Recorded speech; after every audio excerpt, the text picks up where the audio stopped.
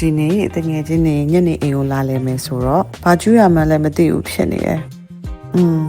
တငယ်ချင်းနေစုပြီးတော့လက်ဖက်ကလေးကလည်းစားချင်တယ်ဒါမှမဟုတ်အသားလေးကလည်းပါချင်တယ်ဆိုတော့လွယ်လွယ်ကူကူနဲ့မြန်မြန်ချက်လို့ရတယ်စိတ်လက်ဖက်ထောင်းလေးပဲသူတို့ကိုကျွေးလိုက်မယ်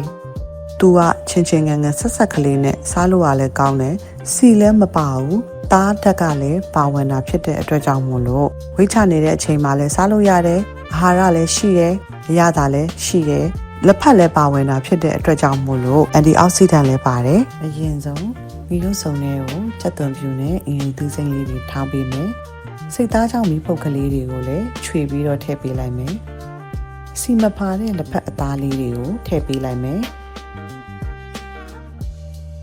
နောက်ပြီးတပြားသေးလေးနှစ်စိတ်ကိုလည်းအရင်ညှစ်ပြီးတော့ထည့်ပေးလိုက်မယ်စားလေးနဲ့တန်လွင်စီလေးနည်းနည်းလေးထည့်ပြီးတော့